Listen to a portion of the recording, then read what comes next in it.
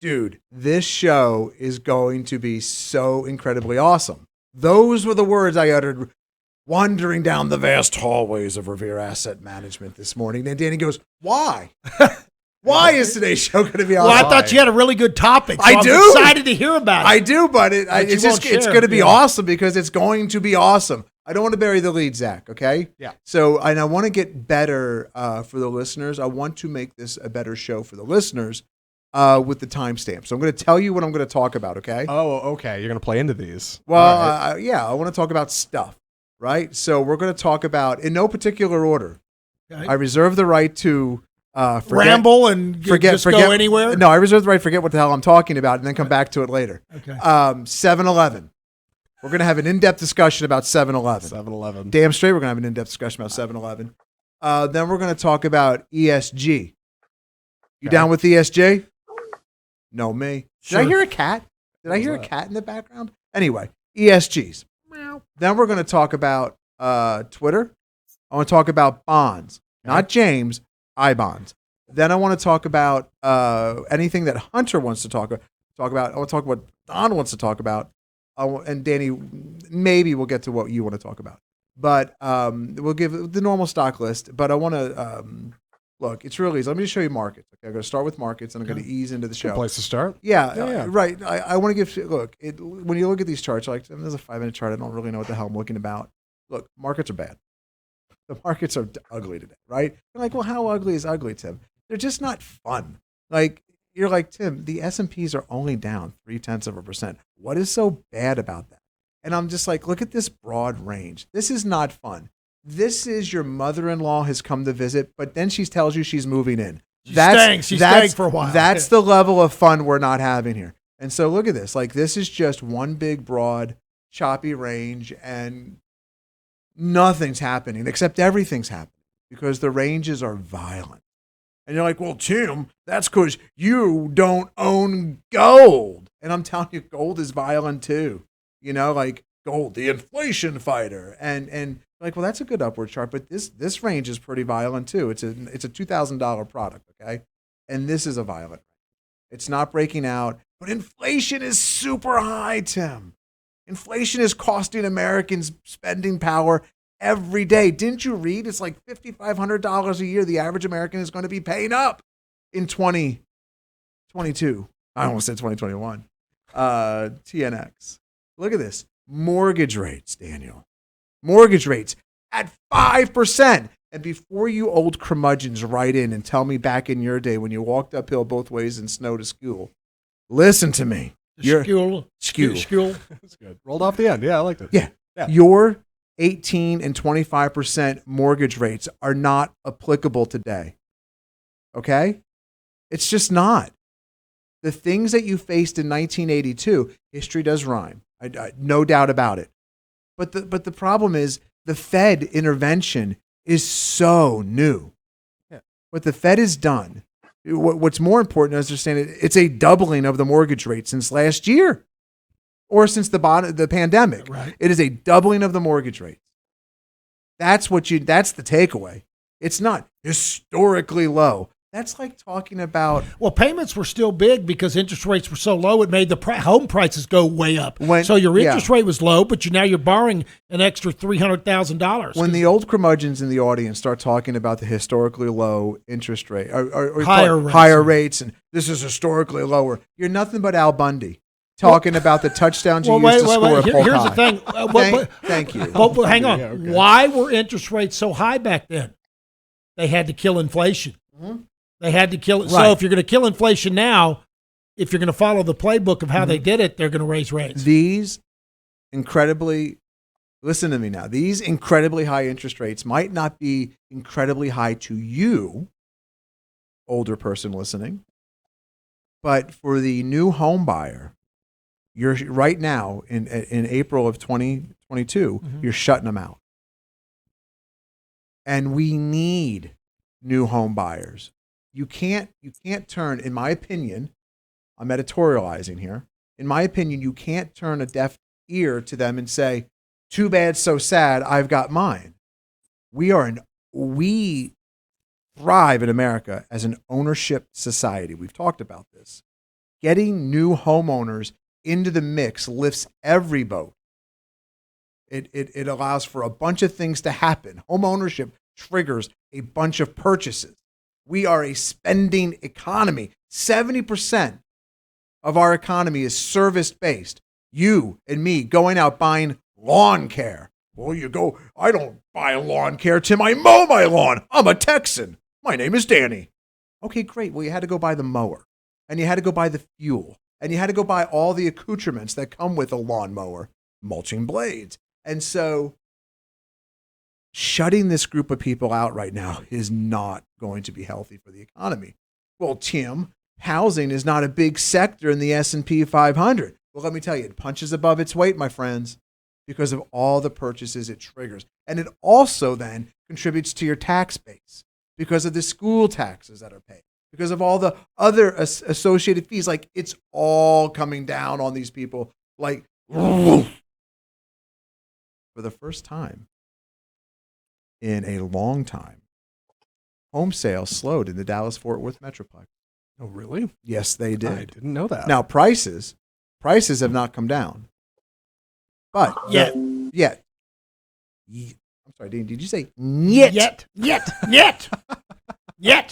It's like you put the put in Putin. It was okay. Yeah. We try. So look, this is a very big deal. And then some clients have been writing in and saying, "Hey, why are we not buying I-bonds?" Well, government I-bonds, you got to do that on Treasury.gov, right? And so there's some. Everyone has a favorite bond fund. Okay, bond funds are tough though. And let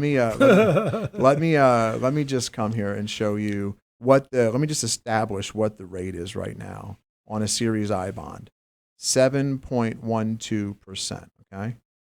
I think that's a little old. I think the newer ones are actually paying 8.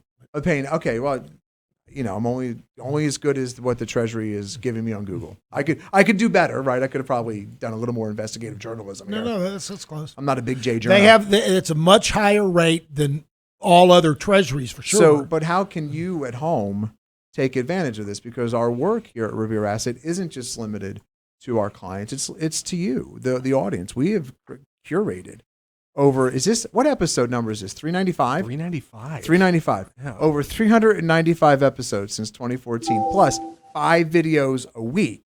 We have curated an audience. I wish every one of our audience members was a client, but they're not. But we've garnered an audience that actually recommends us without having to advertise, actually recommends us to their friends and family because they trust us and they know that we're giving them the best information, educational, and entertainment all at the same time, consistently since 2014. But you're not all of our clients, right? And so when we're looking at bonds here, these are really tough. Let me show you why bonds are tough, okay? Some of these, I got the big futures up there. I just watch them continuously. Let me show you some of the highest yielding bond fund ETFs, right? Well, like individuals can do this, but a firm of our size will have trouble doing some of these bond ETFs, right? So we serve our client. Look at me, Danny's looking at me. Get the inquisitive look. I'm trying to figure out what do you mean by we would have trouble. He doesn't know where you're going. It's volume, the volume of these funds. Of bond ETFs? Yeah. Okay. Yeah. Okay. Like they're not very liquid. Okay. Some of these are but they create the shares for you if you need them. You just have to let them know that they're just not actively traded. People just stick them in a envelope. And it's not the same as a thin stock where you actually have to have the supply and demand. The ETF companies, if you let them know what you want, they will create the market for you with a reasonable bid and ask. So I'm going to take over. I'm going to take listeners. Devil's advocate. Okay. No, I'm going to take okay. Devil's advocate. Well, go ahead. Who's advocating? I thought you were going to take the flip side of the argument. No, can we talk about who's advocating for the devil? It's Easter week, Danny. Jeez, isn't it? My gosh, it's Holy Week. Tomorrow's Good Friday. Last weekend was Palm Sunday. Oh, come on, Tim, have some sympathy for the devil. Wow, you're gonna roll Rolling that Stones. I was gonna say you're gonna roll that stone down the street later. So typics. The yields are great here. So the volumes are not. But what Don said is absolutely 1,000% true. But look at the yields here, almost 8% on TipX. So, and we should look at the chart of this too. So we'll put in TPIX. Oh, excuse me. Did I write that down? TIPX. Pardon me. That's not a great looking chart. Like you're getting 8%, right? Some of these are better looking charts. Well, one of the reasons the yield's so high is because they sold off so much. SPIP, but these things are when you research them, SPIP are supposed to help you fight inflation. And if your price is going down, this is kind of the point I want to make a little bit. Right. So not all bond, just because it's yielding a lot, right? Bond funds, of course, are in the news. Danny, when do the diversified bond funds down 12% year to date? There you go. And when do brokers want to sell you bonds? When they have them in inventory. And when, Daniel, do they have them in when inventory? When interest rates are very low, when corporations and governments want to borrow money. Right. So just like when you want to borrow money for your house, you want mortgage rates at 3%, not 5%, like you were saying. Yeah. It gets more expensive. And so at the very wrong time. So when you want to think about interest rates, most people look at interest rates as a wave, okay? Mm-hmm. Like the interest rate goes in waves. Think of it as a circle, as a clock. When you're at 12 o'clock and rates are about to come down because the Fed's going to loosen and stimulate and you're in a recession and you start coming down, that's when you want to buy bonds because the price of the bonds will go up. You'll get capital gains and you're locking in a much higher interest rate. They're selling at a discount. When interest rates come all the way down and you're hitting 6 o'clock and now you're going up to 7, you're starting to go up. Bond funds have these big capital gains built in. They had a high interest rate. You've got all these performance chasers. People go in and rush into them. And so now these bond funds, well, not now, but months ago, these bond funds were flush with cash. They've got to go buy bonds at a premium when they're paying a very, very low rate. And when interest rates rise, the prices go way down. And so they have net redemptions and they've got to. And I think what gets lost in the discussion around bonds outside of government Series I bonds, what gets lost in the ETF mutual fund world of this is price. Right. And so like when I'm looking at this chart of SCHP, which is the Schwab Strategic Tips, this is an inflationary fighting. Right. But look at the price of it. Right. And now if I brought you here to SCHP, like, well, it yields 5.5%. And this to me is no different than the discussion around high dividend, high yielding stocks and price. What good is the high yield if your stock is down 20%? If you're getting a dividend of 5 and then you buy it and the stock goes down 20%, you're down negative 15. But by the way, after the stock goes down, now for new buyers, a dividend at 5%, it may be 8%. Right. And so here's TIP, almost 8%. And we'll look here on the chart at TIP. Same thing. And so we'll do one more here, STIP. I'm quite sure there's better. Bond funds are down more than the S&P. Yeah, and that's not quite as much as but the S&P this year. And here's TLT, like which gets 2%. And what's TLT doing? TLT. Of course, it's the inverse relationship. Right. Bond prices fall. What goes up? TNX. And so the 10-year Treasury yield is up 4% today, and it's unrelenting right now. And is it going to go higher? The Fed's telling you it's going to go higher. The Fed is telling you May 4th, when they come out with their statement after their meeting, their 2-day meeting, these rates are going to go higher. Which is what has been being priced in. Look, they're going to speak up until their blackout period, which I believe is at the end of this month. Like they have to stop talking. Mm-hmm. There are more Fed heads talking right now than like since the beginning of the month, right? Mm-hmm. And there was one, I think it was Bostic, yesterday said he believes inflation is peaked.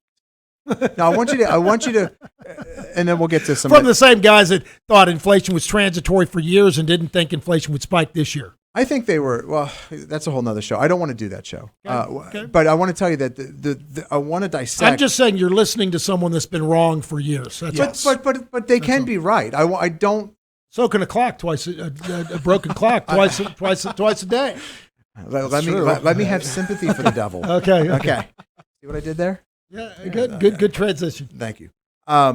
So I believe it was Bostic. If I'm wrong, just look up Fed speakers from yesterday, which would be Wednesday. We're doing this show Thursday. Is today the 14th?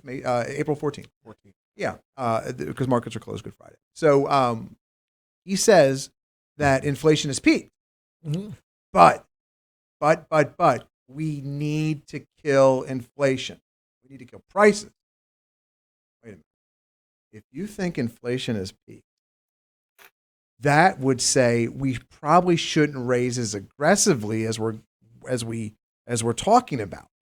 See, like he's made a statement that feels off kilter to me, where okay, it may have peaked, but he wants to bring it down faster. I understand what you're saying. You're going to kill. You're right. What he's really saying is, you know what? We're a blunt force instrument. We're not a scalpel. We're a hammer. When in actuality, what we really need is a needle and thread. And that blunt force instrument is going to kill what?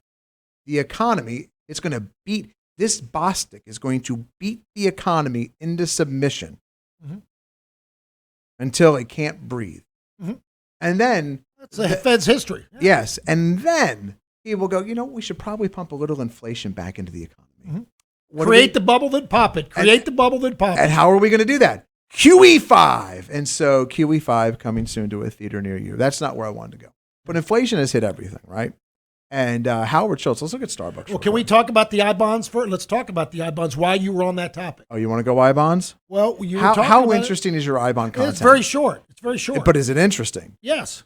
Well, look, everybody's talking about them now. I had 3 or 4 people call me up, a couple clients and a couple non-clients call me up and say, hey, because they're seeing it on CNBC right now. Zach missed my reaction. I'm just teasing you. Please go ahead. No, so I had a client reach out and said, how do you feel about I-bonds, risk-free-ish, good return? Because right now they're paying, if you're going to own a bond, they're paying a lot more than other bonds. Here's the problem, okay? You can only buy a $10,000 piece per year. You can only buy, you can't buy $1 million worth or $50,000. You can't buy enough if you've got a decent-sized portfolio to really make a dent. Now, if you got a $30,000 portfolio, sure, you can do some of that. But so that's one thing, okay? You're limited to $10,000 a year. Number 2, you've got to hold them for a whole year before you get any interest. So if you don't hold them for a year, you don't get the interest paid. If you don't hold them for 5 years, they take back the last 3 months of interest. They claw that back. So really, they kind of want you to hold them. But just from a philosophical standpoint, and it goes to your point, which is why I want to bring it up. Inflation is the great variable. If you tell me what inflation is going to do, I can tell you whether they're a good buy right at this time. So hang on. This Fed guy said, we don't have the inflation anymore. Did you see the PPI number come out yesterday? The Producers Price Index, folks, came out above 11%. So CPI is around 8. They said it's 8.1. But PPI is 11. The Producers Price, that means that it's coming down through the CPI next month. So look for a higher CPI number than the 8 number that you just saw. It's not slowing. They're full of crap. They've always been the Fed. They've always been full of crap, and they don't know what the hell they're doing. I love that you had to clarify who is full. Yeah. Now, so are the politicians. That's another show. But here's the point. So now what do you do? So I said, look, if philosophically, if inflation peaks and is dropping, not likely, but if it is, it would be a great investment at this time for the limited amount you can do. Now, if inflation continues higher, it could be a very bad investment. It's just not timely right now. So I'm not a huge fan for that reason. But by the way, if inflation is peaking and about to come down and interest rates are going to come down, right? They're not going to do that. There's going to be a whole lot of other good investments that are going to do much better than 8.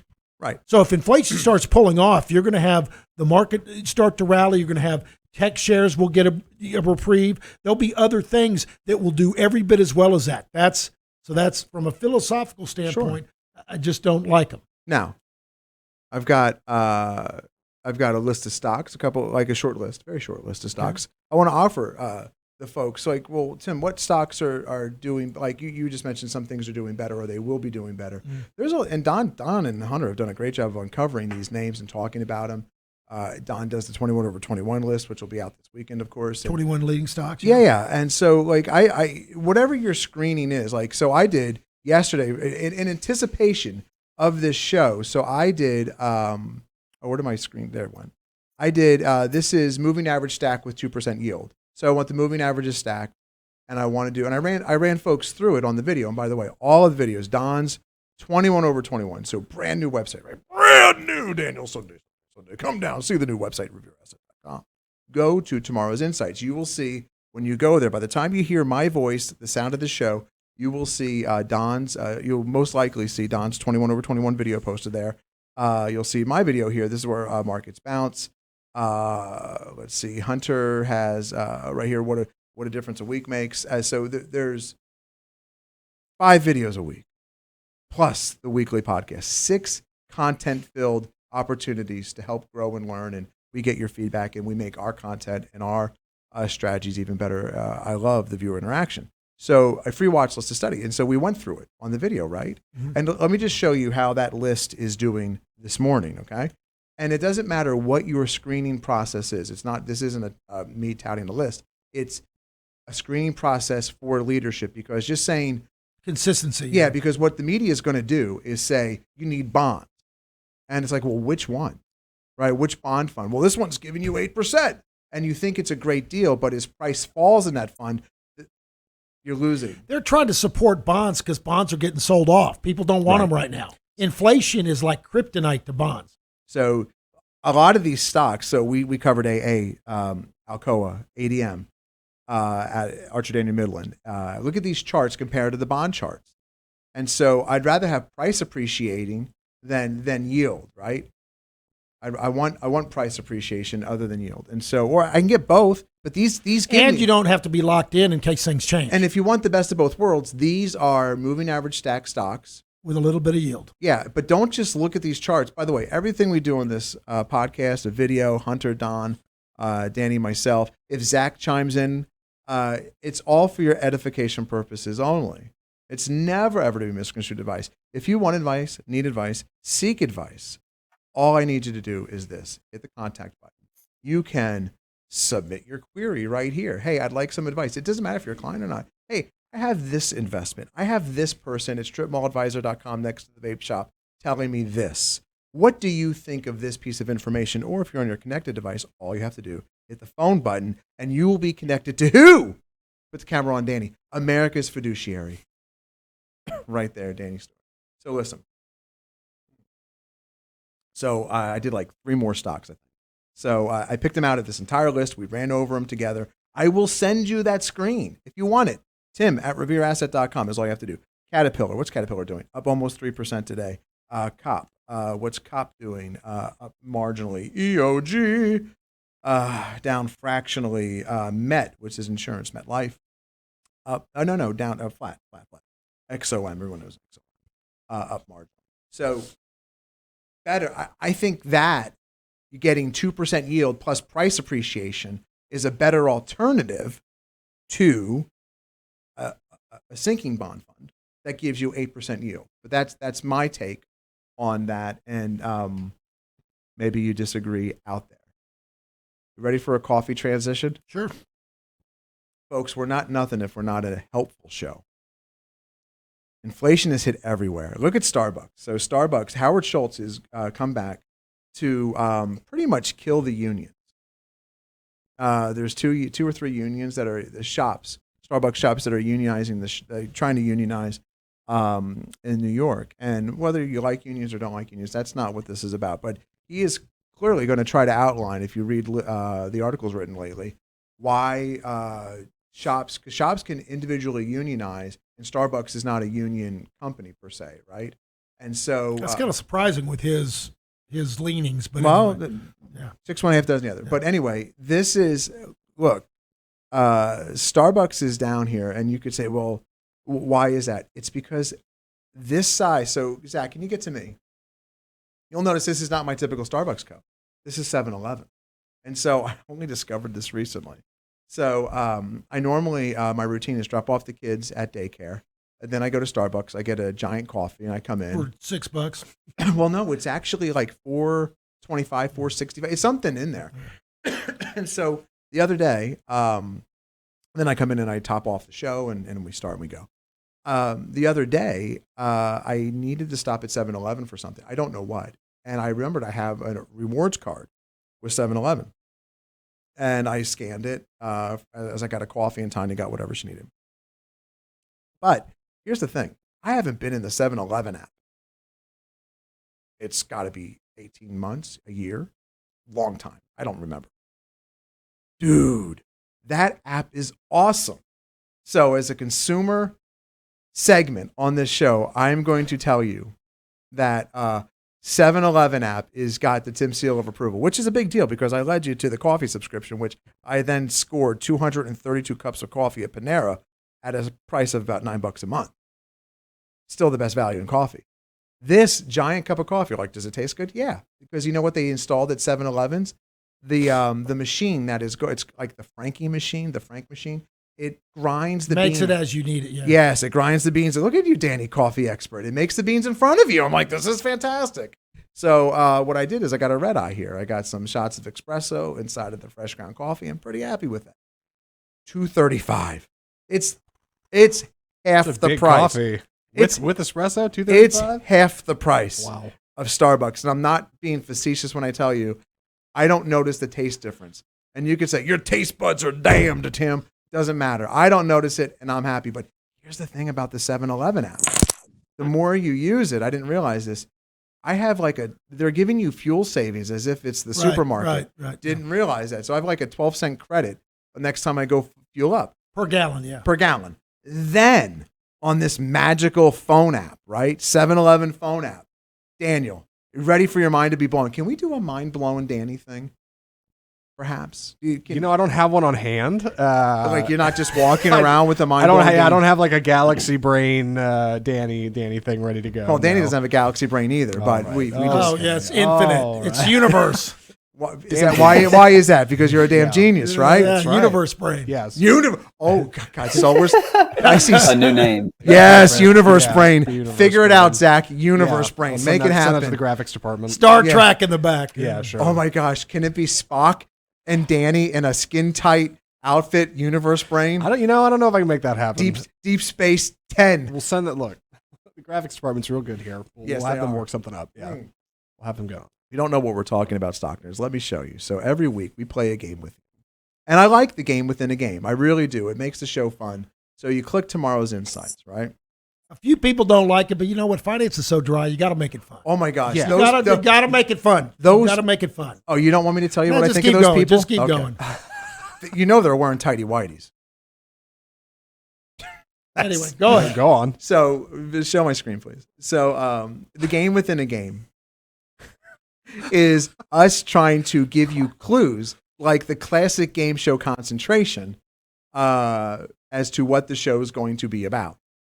And so if you go to the website first, like if you don't get it from the automatic download from your podcasting software, and you go to YouTube, Revere Asset, or you go to the website, you can play along with us as we create such a great goofy. picture of Dan. Like it looks like him. And Like it's all stuff we talked about. Like Yeah. nothing in there didn't come from the show. Yeah. And so what we do is as the show rolls along, our graphics department fires up the thought machine and they figure out what to put on there, which is absolutely freaking fantastic. Back to the 7-Eleven app, Galaxy Brain Stewart. You can fuel lock with this 7-Eleven app. And let me explain. You can lock in your price for 4 days. So this is what I noticed on the way out. I noticed I shot the video, and I'll explain why this all came about. I shot the video last night, right? And then I got to go pick up the kids. But I was looking at oil before I shot the video. I'm like, oil went up again today. But prices out here were at $3.52, $3.55 a gallon. I'm like, but oil went up today. I should probably fill up, was my thought going down the road. And then I passed a couple stations that had already raised their price from the 350s to 379ville. I'm like, whoa, that is a big jumperooski. But I looked across the street, still 352. So on the way home after picking up Remy and Nora, stopped at the store, But then I'm scrolling through this app and I'm like, oh my gosh, they allow you to search for the lowest fuel price on the 7-Eleven network. And then you can lock in that price for 4 days. And then you just show up and through the app, pay that price. So if the price has gone up 30 cents a gallon, you locked in $3.52. Listen to Tim. Look at that. I mean, that's okay. Listen, that's not a bad deal. But 7-Eleven isn't always the cheapest in town. I feel like you got to be ahead of that 4 day to get a good rate. But if I locked in $3.50, yeah, but if and you everybody, use it, if you yeah, use like it, in times I of use, crisis, so Lucas yeah. Oil has a similar app where you get like discounts. Lucas like Oil, Lucas Murphy. Murphy. Murphy. Sorry, I thought you Murphy. meant Murphy Express. Murphy Express. Well, They've they got do. kind of a similar app. You can't lock it in for 4 days, but a lot of times I'll go there and you get 10 cents off a gallon or really? whatever. But their prices are very competitive. Yeah. Wow, I'll tell you what. So I got it for what was your guy? Mine was $3.85 for the super premium. The $3.90. So many good jokes. stuff. Yeah. So many areas we could go down. That I'm not going down the rabbit hole. Okay, good. I'm just going to say Move on. move on. Now this is about to become the Hunter and Tim show. All right. Hunter, Yes, Look at sir. look at that Hunter. Look at Hunter's new look today. I like Hunter's new look. Yeah, we're talking about those shows. Glasses, man. Glasses, gang. All four of Sure. us. That's right. Don with his blue blockers. Hunter's got his readers on. Hunter's also got a little bit of that blue block in him, and you can see it. I in got there. the blue blockers as well. See it? Oh, those yeah. blue blockers? Oh yeah, Yeah. It's Astigmatism for me is something that's supposed to help with my sensitivity to light, apparently. No joke. The guy who created blue blockers passed away recently. That's Really? no joke. Oh. Yeah. One of the greatest pitch people on TV infomercials from the late 70s, early 80s, if you remember those types of things. that's who invented blue blockers. Blue a pitch guy. A pitch guy. Really? Mm-hmm. Yeah, he was Billy a marketing Mays dude. or- Yeah. Not Billy Mays. Billy Mays died of cocaine. Like, Oh, you didn't know that? okay, no, I'm walking off track here. Yeah, okay, all right. Blue blockers, they're great. Yeah, Billy Mays.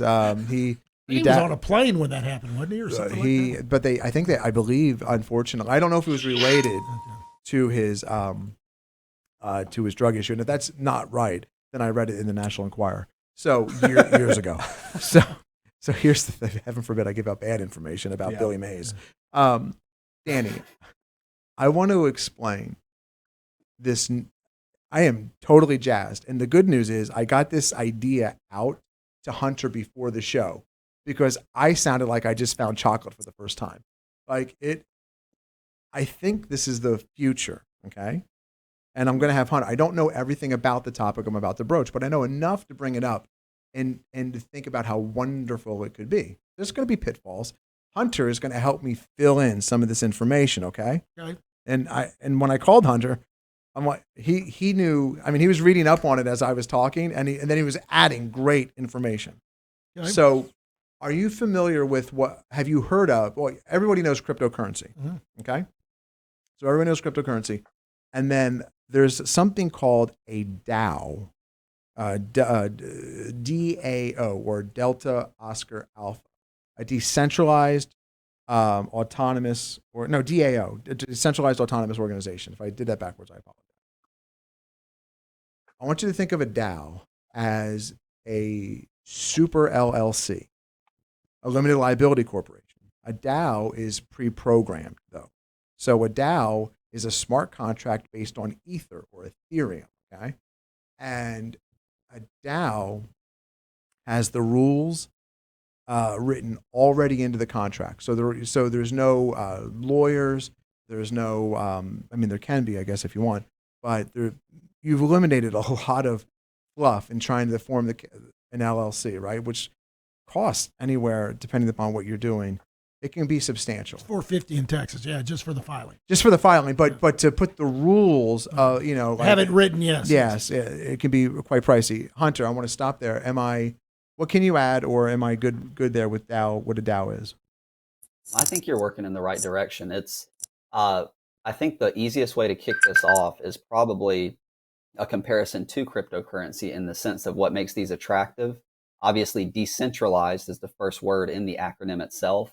And just like people are attracted to Bitcoin or cryptocurrency because it's decentralized, and the reason that they're attracted to that is because it's less able to be manipulated by either certain people or certain entities like the Fed printing dollars or doing stimulus, this, that, and the other. these organizations are less subject to manipulation by a CEO or a CFO or just one person controlling and making all the decisions. It's more of a collective group governed by rules that cannot be changed. Awesome. And this is why I love Hunter. I literally called them up. Okay, so what do they do? Hold on. We're going to get there. So why did this thought come up? With Elon Musk today making a formal offer for Twitter. And so we had a pretty lively conversation about this on the morning phone call. But then it left me thinking, how could we buy Twitter? And then I remembered, I had been reading about DAOs. And so what you can do with the DAO is form an associated group of investors based on Ether and come together for a collective purpose to do anything. It's a financial instrument, but we could come together if we wanted to and all vote based on how the contract is written, whether you have more votes because you contributed more Ether or one, no matter your amount contributed, there's one vote. Hey, do we want to go out and buy Twitter? Just like Elon Musk is trying to buy Twitter. And you can do that. If you can raise enough money, you can do that. And so, well, Tim, do you have an example of this happening? I do. And so last year, Steve Cohen, the owner of the New York Mets, the hedge fund manager that's been sued in New York a number of times, I believe the first couple seasons of Billions, the show was based on Steve Cohen. I believe that's the case. He bought a copy of, is it the Declaration of Independence or the Constitution, Hunter? One of the two. I want to say Constitution, but Don may have some better insight on that. I want to say it's Constitution. Don, do you know? I don't know. Okay. He was in, there was an auction, like this document got put up for auction, and a DAO was formed across the globe. It's not limited to the United States. Anyone from Australia, Bali, India, the UK, America can form this group of investors. And they came together and they almost won this document. They were going to put it in the museum, was what I believe that their end state was. They didn't want it to go to Steve Cohen. Steve Cohen ended up winning it. It was a blind auction. You didn't know it was Steve Cohen. But the DAO was very public about their bid. And because they were very public about their bid, Steve Cohen knew what to bid more. To beat it, yeah. Yes, to beat it. And that's how Steve Cohen got this document. And so it got me thinking about the future of capital formation. And so when I first came to Revere, hey, Danny, we should just do an ETF based on our strategies, or we should just do a mutual fund based on our strategies. And or a closed end, anything. And it's always fees. And it's hard. And not that regulators are bad. I don't like, there's regulations for a reason, right? Yeah. Okay. But there's a lot of gatekeepers. And even if you have the best idea and the best strategy to get on a platform and it's pay to play, and do you realize that it doesn't matter if your broker is Edward Jones or give me another one, please. I just don't want to single out Merrill Lynch. Any of the big brokers. If your mutual fund is on there and it's not a big household name that they need to have on there or their ETF, you're paying them big fees to be there. It's no different than shelf space at a supermarket. There are a myriad of right, wrong, or indifferent of gatekeepers to success as not only a purveyor of what could be the greatest ETF or mutual fund or strategy in the history of the market. There's also a bunch of gatekeepers on the other side, the investor side, right? With high fees and you can't get to the best strategies because they limit them, right? Like Jim Simmons, the man who solved the market, right? What's he called, Hunter? We were talking about him when I called you. What is he known as? The algorithm? That's I think I called him the algorithm lord, but he's the Renaissance. Yeah. Founder of Renaissance Fund. Yeah, Renaissance Fund. You can never get access to that. You might be able to crack the code as to what they're doing, but you can't get access to that. That algorithm's been running for years and has made millionaires out of people, but you're blocked off. And so a DAO, with the word decentralized, is a way for average investors and consumers to get access to capital formation. And the DAO could do anything, right? A DAO could back. Let's say that we have a strategy, an algorithm that's running that's beating the market. We could give access to that through a DAO, and we don't have to go through an ETF provider. We don't have to go the DAO. Well, you're still going to have regulatory requirements. If you're not Revere, I could do like separate me from Revere Asset for a moment, okay? Zach, we'll use that. If you're raising investors, you're going to be regulated. More than 5 investors, you got to be regulated. The DAO contract is not this way right now. Well, then the regulators just hadn't caught up. I mean, if you're raising public money for investments, it's not public money. So the DAO is closed off. I'm not public money. I mean, if you're going out to people and saying, "Do you want to invest in this LLC? Do you want to invest?" And we're doing this for a purpose. Public money just means regular mom and pop. Versus a accredited investor, where if you're a millionaire, they don't care if you lose your money. Now you can go the accredited investor route, but that what I just described is no different than investing in the Constitution or whatever the Declaration of Independence was. It's not there yet with the DAOs. The DAOs have eliminated a lot of the DAOs are not. By the way, what I'm describing is not the mainstream yet. No, not even. Yeah, it's not even close to the mainstream. It's Web 3. Like if people hear the term Web 3, this is a piece of Web 3, and it's probably where finance is moving to. And you're going to see reduced power from like what companies get brought to market and why they get brought to market. That's all controlled. Well, sounds kind of similar to SPAC, sort of, but they're they're traded in the public market. A DAO can come together to support inner city programs, right? And you're like, well, what's the benefit of that? They could just want to support inner city programs for after-school kids. Like there doesn't have to be a liquidity event. I'm trying to make it a little bit more relevant to what we do. Right. You know, I don't know if there's going to be a liquidity event by owning a piece of the Constitution through a DAO, like this group was trying to do. Right. But the fact that you can decentralize capital formation is a big deal. And a little bit of that is done in this space right now through syndicates. You can do syndicates with VCs, but you have to be accredited. And AngelList is one of the biggest syndicates. Right. But so it's all so it just is an analogy. This is way oversimplification. It's almost like a GoFundMe with an LLC, like with an electronic entity that anybody could raise money. And Hunter had some really good thoughts. Hunter, can you fill in my huge gaps, please? Yeah, I'll put some color to this. So Dan has some valid points too, and that was kind of some of my questions when I was looking at this. So really, and there's a good comparison that I'm looking at right now. I'm just going to kind of relay it. So for example, say a group gets together to form a charity or philanthropic type of group, kind of like what Tim was saying, to support inner city foundations, right? And so what governs these organizations is the contract code itself, which once it's established cannot be edited or tampered with. And so what makes this a little bit different than, say, just your standard 503B or your charitable organization is you can actually, the code itself is what distributes the funds. There is no human involved in paying out these philanthropic funds, or if it's an investment, paying the profits to the shareholders. It is literally automatically paid out so that it avoids any potential manipulation. It avoids the human element. So therefore, the code is completely public. Everybody can see it. Everybody knows exactly what's happening. Everybody knows exactly where every dollar is going and knows that it's going to happen precisely as the code or the contract says it will. It removes a lot of the human element involved with a lot of these, the distribution of funds, the distribution of philanthropic funds, or and more important, and also to go along your lines, the board can't go change it and edit the rules later. Correct. So that's really what you guys are saying. Yeah. Okay.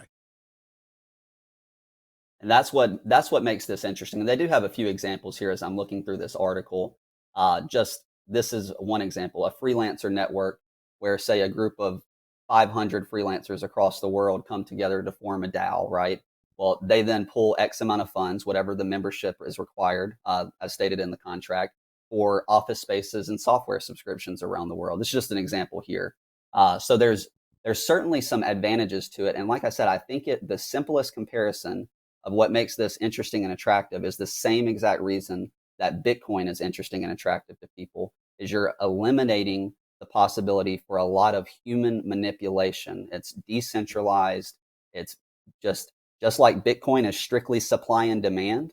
This is strictly governed by a smart contract that cannot be changed, cannot be edited. It's just like a company's corporate documents, but in this case, it is finite, concrete. It's done. Once it's established, it cannot be changed at that point. So it's extremely interesting in the sense that, like Tim has said, and we talked about this a while back with the IPO system being broken. I know this isn't necessarily a replacement for that, but this is a place where investors can get together by using Ethereum, and they could go out and they could buy a private company in this sense, or they could buy a public company using this entity. So it's extremely interesting, just taking that decentralized approach and applying it to an organization or a actual business entity as opposed to just a currency. And there's a mere, I mean, I'll tell you what, in the show links, Hunter, the article you're referencing, would you send it to Zach, please? Yes, so we can get in the show links. I'll put some content in the show links as well about this. But Danny, this is the most creative way to do a bunch of different things. Think about a company. Yeah, no, it's got a lot of applications. The companies that, okay, just keeping it to the show here. We talked about buying a piece of every IPO that comes out as a strategy, right? Mm-hmm. And by the way, that doesn't feel good in this market, right? But it didn't feel good in 1999 with Amazon or 2001 with Amazon, right? But everybody wished. Yeah, but you also bought 400 stocks that went bankrupt. So. Right. But I mean, right, wrong, or indifferent, if you wanted to form a DAO that bought every fractional pieces of every IPO that comes out every year, you're literally buying the rookie card of every baseball player per se. You could do that. There's companies that get beat down. They're good companies, but they're not really great for public markets. Take them private. Yeah, the only down, just playing the devil's advocate, the only downside I see with this for like a investment vehicle, like investing in something, is actually the lack of flexibility. I mean, sure, taking the human element out of it is bad, but there's going to be variables of things that come up down the road that you don't foresee at that time. And if it's not written into the smart contract, you can adjust and adjust the strategy if necessary. So that's just a thought. Yeah, and maybe you've I agree right. 100% So I with believe, Yeah. So this is just another component that's interesting about the contract itself. Whereas, say a company has, whatever code of ethics, right? But that doesn't mean that somebody can't just completely violate the code of ethics and, launder money from the company, embezzle money from the company, what have you. The interesting part about this smart contract is if, say, it states that 20% of the proceeds from such and such are paid out to the shareholders on X amount or on X date. If somebody tries to go in and do something that is not compatible with the code, it will literally fail and shut down. So you cannot do it. Whereas with the company, you have whatever your corporate documents are, your guidelines, you can violate them if you want to, although you're not supposed to. In this case, you physically and literally cannot go against the actual smart contract itself. Although in real life, you can violate rules like that. In this situation, you cannot. So it is kind of, like you said, it can present some issues if things do need to be changed. But in this situation, you go in and you say, well, actually, I want to pay out 30% to myself. It's not going to allow you to do that whatsoever. It's just going to shut it down and it'll fail. And let me be clear here. There's no perfect, right? But removing the barriers is huge. Like there's so many gatekeepers. Think about just take it out of finance. How many gatekeepers or middle management people are there taking fees or opportunities in your life? And I think that's what, to me, is exciting about this. And you can form one of these. The reason why the contract works, in my opinion, is, and you can, because you can then go to court. Like if someone tries to, Hunter says it fails, but there's provisions in the contract. It allows, that kind of formation allows, there's no such thing as a super LLC, but it's a contract. And contracts are enforceable in a court of law. And so it's not, the wild. I don't feel like this is the wild, wild west. Now, maybe it is. Maybe I'm misinformed. Maybe I'm ill-informed. But the more I read about this, the more exciting it seems to me that this is where. What's the Wayne Gretzky thing? Go to where the puck's going to be. Yeah, I think that this is where a lot of things are going to happen. Yeah, let me give a quick example, then we can move on to the next topic. So if you create this DAO to buy some technology, something that you think is the wave of the future, right? And it's doing really well, and all of a sudden, there's 5 years later, there's a new technology that comes out that's really going to just make yours irrelevant. But you've got a profitable company. It's a cash cow now. If that company could switch gears and either buy the new technology or make a change or do something, then it can survive. Well, if you have that hard coded in, then you can't. I think you can vote. I think there's provisions where you can put a vote to the members of the DAO, and it could be as simple as, hey, majority rules. Okay. And there's no you can build in super voting or not super voting. You can still change and adjust management. I'm pretty sure you can. Yeah, you can structure it with voting. You just can't. You can't go in and alter the contract at all. So there is a component. I believe there's actually different ways you can structure it. There's one called token membership and another called shares membership. But you can structure it so that the whole collective group can vote to make a change, but one person can never go in and alter the contract, change the contract, or do anything that goes against the contract, if that makes sense. So now, as a professional broadcaster, graduated summa cum laude from the Connecticut School of Broadcasting upstairs. Let me explain why this is important. It's not what started is, hey, could we go by Twitter, right? Which is my way of introducing it to the audience to say, could we go by Twitter and get them interested? It really goes back to the fundamental fact about why we believe in equity. That's what we deal in, Daniel, equity. And so equity for our investors allows ownership. Ownership in this country is how you get ahead. Mm-hmm. There's a time in your life when renting an apartment makes sense, but there's a reason why it's called the American dream, to own a home, have your little piece of the pie, right? And this, I think, democratizes that process just a little bit more. And anything that democratizes ownership in this country, I think, is a very good thing. And I think that this is where the puck is being. So in a nutshell, in plain English, putting my interpreter on, you're saying it really, so you don't need the big investment banks, you don't need the big underwriters, you don't need all them pushing their stuff with all the layers of regulation, all the stuff. It makes it very easy. And anyone who's tried to start a business, has a business, who's tried to go to the bank for a loan. Let me just explain this very quickly. There's a reason why venture capital is formed. Venture capital is risk capital, and they want equity typically in your company or the future equity in your company. And so if you want to get, so it's not considered safe money. Every venture capitalist or investor in venture capital and startups expects 1 out of their 10 investments to work. And so they're expecting a 90% loss rate, but that one has to really have outsized gains. 6-fold, and a liquidity event. Banks don't want risk. They want risk-free capital as much as possible. They want to lend you your money at interest. Yeah. And so what they're going to do is they're going to say, how much success have you had? And you're like, well, I'm just starting the business. Well, if you can't prove to me you've had success, we're not going to give you money. Well, wait a minute. This is backwards. It's no different than I need a job. Do you have an experience? No, I'm brand new. I need a job. Well, we only hire people with experience. Well, how the hell am I supposed to get experience? I don't know. Figure it out. Go get a job. It's that circle, right? And so now you're giving founders, you're giving people who might be shut out or marginalized by the banks an opportunity. And that provides ownership. And that is one of the greatest things we can do as a society, is give people equitable opportunity. And the banks are frustrating. I was about to just go on a rant about the banks. The banks are frustrating. And anyone who's been down that road understands exactly what I'm saying. And anybody who had to deal with the banks in 2008 in the housing crisis and the lack of empathy in customer service and the nefarious actions of certain banks probably still stings.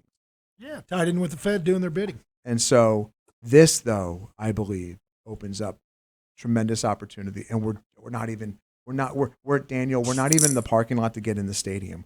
We're just online right now buying tickets to the game.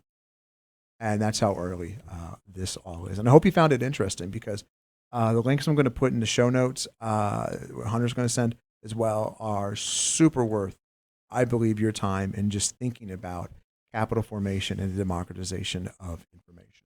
So with that, let's transition, Hunter, to stocks that are actually in the market right now that look good.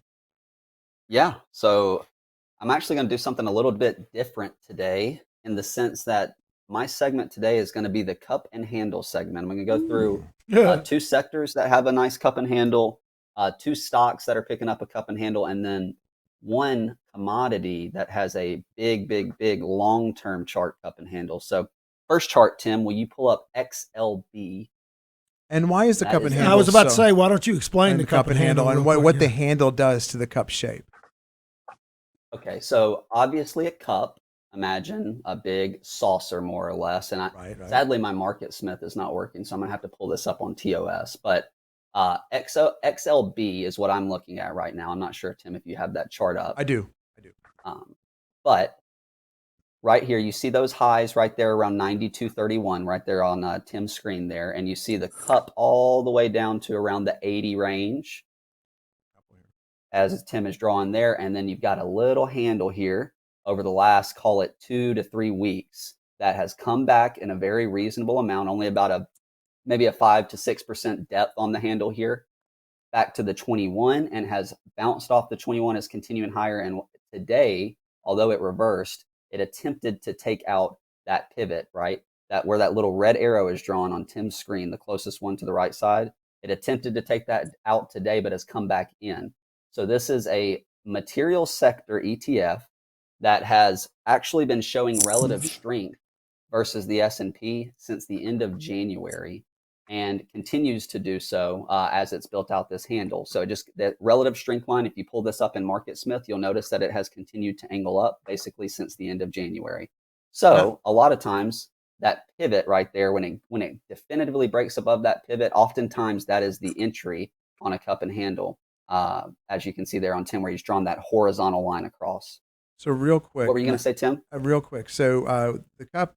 So what you want is a run up before, somewhere between 15 to 25%. Okay. So you get a run up prior, and then you get this correction. But you don't want the cup. You don't want the base of the cup to be too deep. Right. If it's too deep, it's a flawed cup. And think 15 to 20%. You don't want it to go below that. You get the run up, right? But then this handle shakes the weakest of the shareholder. It shakes them out. So you had a big shakeout here. Price is allowed to gravitate back up, and then you get one last shakeout. And then once all the weak shareholders are totally out, you got a bunch of them out here. Psychological is what we're talking about. It's all psychology. So you shake all the weak people out here. They bought here because it's going to the moon. Nope, shook them out. There's a couple holding on. They did the prayer. Dear got Lord, back even and said, okay. Yeah, just let me get back to even, and I swear to God, I'll never do this again. And then it finally goes up. And the reason why that works is you get a stable base, right? Because all you're left with are the long-term holders. And so when someone goes into the market to buy a share, just explaining the psychology here. So if I want a share, if I want to buy a share of XLB, right? And it's down here. Think about all the shareholders that are trapped up above at higher prices. There's plenty of people to give me their shares. But if you've shaken all the weak shareholders out that want to dump their shares, and all you have left are the strongest of the shareholders, you're right here, and it's like at 89.50. And you come into the market, go, hey, I want a share. You forget that the market is actually a market, and these shareholders are like, dude, if you want my shares, you're going to pay 92.6. And that's how demand overwhelms supply, and then price is allowed to move up. So, Hunter, go on. I'm sorry. I just wanted people to understand that. Why that was good, Tim. That was a great explanation. Next sector ETF, XLRE, real estate. And one quick point here about the materials ETF and real estate. These are relatively small components of the S&P 500. obviously, technology, healthcare, those are kind of your big dominant sectors as far as the total percentage of the S&P. Real estate and materials are relatively small components of the S&P, and sometimes, especially in an environment where the indices are not doing all that well, that can be advantageous for these stocks. And we've also seen their XLRE's relative strength line angle upwards as well. So in this case, we've got a cup and handle from that 52 pivot, and the handle is just now starting to develop on this one. It's not as developed as we saw in XLB. So from that 52.17 high there, the cup all the way down to that 43-ish low, and we've come back up, and we've started to put in a handle here over the last, call it 5-6 trading days, right up in there. Yep. And haven't quite made it to the 21, but we're getting kind of close. So I keep an eye on that. Maybe it dips down to the 21 and kind of does the same exact pattern that we saw there with XLB. And to be quite honest, it does look very similar to what we saw there with XLB. So there's the two sector ETFs with the cup and handle. Now I'm going to show you two other stocks that also have a cup and handle. So the first one is Tesla. And now I'm be the first one to tell you here, this is not acting well today. This looked a lot better yesterday than it does right now. But for the sake of the example, I just want to point this out in the same way that we looked at the sector ETF. So you can see the cup, this one's a little bit deeper than you would like for it to be, and the handle is a little bit deeper than you like for it to be. But you have to keep in mind, this is a very, very volatile stock as well. Yeah, this handle's really deep. Like this is deep. When you're looking at XLB and XLRE, those are sector ETFs that really don't have a wide ATR. They're not very volatile, not in the same way that a Tesla is.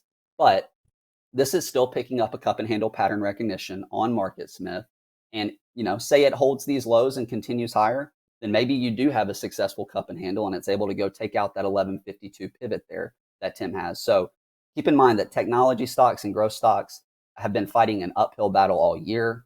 Rising interest rates, elevated interest rates, inflation. These are things that are not good for technology and growth. But I simply want to point out the pattern here in two stocks, Tesla being the first one and AVGO being the second one. So Broadcom also very similar to what we looked at kind of with Tesla there, a little bit deeper on the cup and with the handle, but cup and handle still intact, same type of thing. If it can't hold these recent lows, then this is probably going to invalidate the pattern. But it's worth noting that Broadcom, while semiconductors have been very, very bad over the last couple of weeks, Broadcom has managed to act much better than its peers. Now, does that mean that it's ultimately going to go higher? I don't know. But the point is, this is a stock that has acted better than pretty much every other stock in the group. You have to keep in mind that the sector is really not being your friend right now. But it does have a cup and handle pattern recognition. Same thing with Tesla. It really needs to hold the recent lows from the last couple of days for that to stay relevant. If it doesn't, then it's likely that will be invalidated. So last chart, and Tim, if you can pull up a monthly of GLD, this is the cup and handle that everyone can see. And I'm going to try and pull this up in MarketSmith along with you, but I don't know if it's going to work. But you can see this. It's a very, very long-term chart. As you can see, those highs back all the way to 2011. We come up at that 194.45 pivot, had a nice pullback from basically to 194 to about 176 or so, I believe. And now we're starting to come up on the right side of that handle, just like we saw with XLB. And this is a chart that has been pointed to many, many, many times. And we're looking at a monthly. So, you look at a weekly, you look at a daily, you can't necessarily see this, but it does look like it's beginning to potentially play out here on that cup and handle formation. So it's still about, I'd say, what is that, 5% or so, 6% below that pivot, but it is starting to hook back up just like you would want it to see. You see some volume increasing to the upside there on the bottom of Tim's screen as well. So I just wanted to kind of do something a little different, talk about a technical formation here in a variety of sectors. We're talking about materials, we're talking about real estate, gold, electric vehicles, and semiconductors. And so there's 5 different cup and handles, one of them on a much longer time frame and the other one's on a daily. But I just wanted to put that out there for the viewers, to do something a little bit different today with my segment. But that's all I got today, man. I like it. I liked it a lot. Don, do you have the video tonight with the 21 over 21? Yes, I do. Oh, awesome. Want to talk about it, or do you have something else you want to Sure. mention before I we got go two down? things to talk about. The 2121 has a couple of changes in it tonight. There's been some that would have been dropped off earlier in the week that have made decent comebacks, and some that have lagged later in the week that are threatening to be dropped off. So tune in tonight for the updated 2121 list. The sector I wanted to focus on today is the defense sector, and there's 3 ETFs I want to talk about, and then 5 stocks within those. But before I get to that, I want to talk about DAL, Delta Airlines. We can bring up a chart of that. Delta reported earnings on Thursday, and it was a big surprise to the upside, saying that they actually believe they're going to make money in the upcoming quarter, and it kind of lit a fire under the airline sector and really the reopen/travel sector. This is something we're keeping an eye on. You can see that DAL also made a higher high today, which is a day 2 higher high after a gap up in a daily chart is definitely something to pay attention to. We've talked about that a couple times. Wouldn't be surprised to see it pull back a little bit here as it comes into overhead, but DAL definitely a leading chart in the airlines based on their earnings reports. And PEJ is a broad reopen/travel ETF that's benefiting a little bit from that. I like the diversity in this ETF. It's under the 200-day moving average, but I've got an alert set above that 48.83 level, which is around where the 200-day moving average is. So if reopen/travel stocks are really going to perform well, this is an ETF, is a way to play them, as opposed to JETS, which is just a pure name for what it is, a pure airlines ETF, which was rejected today at the 200-day moving average. So back to the defense sector, the 3 ETFs I want to talk about. The first one is ITA. Now, the bad thing about ITA is that it is 40% dominated by Raytheon and Boeing. RTX, which has a very solid chart, and Boeing, which has been a laggard for quite a long time. Boeing did, however, put in a stochastic buy signal. We've been using these. I've been talking more in my videos about these. You can see it on MarketSmith. So if you're bottom fishing and you get a stochastic turn off the bottom, it's kind of similar to MACD. That's one of the benefits if you're bottom fishing, and if that coincides with a moving average that you're coming through, that's also a good signal. So after those two, it's kind of diversified among the leading defense stocks. XAR is the second one I wanted to talk about. This one is very evenly distributed between 4 and 5% out of a bunch of leading stocks and has no Boeing in it. So big difference in the way that these 2 ETFs are constructed. The third one is DFEN. This is a leveraged ETF, which will give you a little more, obviously a little more juice for your money. And then the 5 stocks that I want to talk about, we already showed Boeing and RTX, but all of these, in addition to RTX, all these other 4 have very good charts. Northrop Grumman, NOC,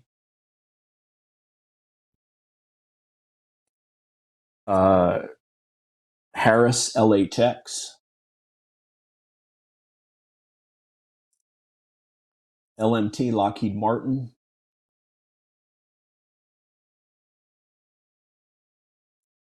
and GD, General Dynamics. Trying to pick a winner from those 5 is tough, and that may be one of the reasons to go with XAR or DFEN. As I mentioned, it's not heavily weighted towards Raytheon and Boeing. XAR is not rated highly skewed towards Raytheon and Boeing the way ITA is, but XAR and DFEN. So that's what I want to talk about from the defense sector. Now, from a tech stock, CrowdStrike, CRWD. This is one that is a former leader. We know a lot of the former leaders will not lead on their way back up when the market corrects itself, or when the market is finished correcting. But cybersecurity is one of the sectors that has survived the tech carnage relatively well, certainly better than semiconductors, the way they've been acting recently. But CrowdStrike had a couple things going for it. It was recently certified by the Department of Defense, and I don't know the details on this, but there was a big security approval that they got, and they also got it from the EU, very similar approval. And then Goldman Sachs upgraded it earlier this week on Tuesday, which was responsible for the first initial move off the bottom on that. And since then, it showed follow-up strength, and today is consolidating on lower volume, back above the 200-day moving average. The good thing about this is if it's going to work is you've got a really easy stop if it doesn't work, as it definitely should hold that 200-day moving average on any pullback. So from an individual stocks, those are all I'm going to talk about in this video, but definitely tune in tonight to see the updated 21 over 21 list. Now that brings us to a very treacherous point of the show. Daniel. You want the long version this time? No, I need the short version. I need you to take us through how people can get a hold of us, how they can subscribe to the newsletter. I need you to, this week, please, dear Lord, tell them how we don't spam them. We don't spam you. Well, folks, if you like what you heard, hold on, you went right into it. People might get confused by spam them.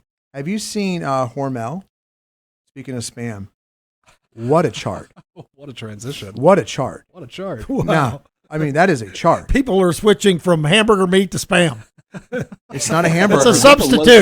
That's going to be the next CPI adjustment. They'll go from steak to hamburger like they did a decade ago, and now they're going to go from hamburger to spam.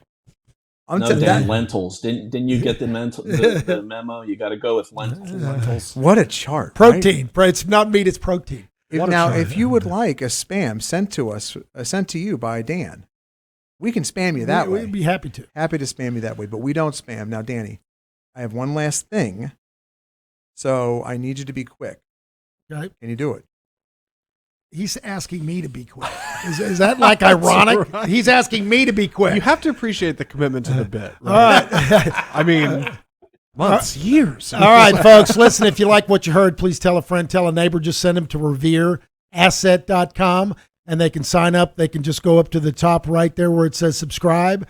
They can put in their email address, and we won't spam them. We won't reach out to them in any way. It's up to them to reach out to us if they want to have a complimentary portfolio review or just have a question about a stock or, any economic question. You can email any of us, Dan at revereasset.com, Don, Tim, or Hunter at revereasset.com. And you can always call us old school at 855-REAL-WEALTH.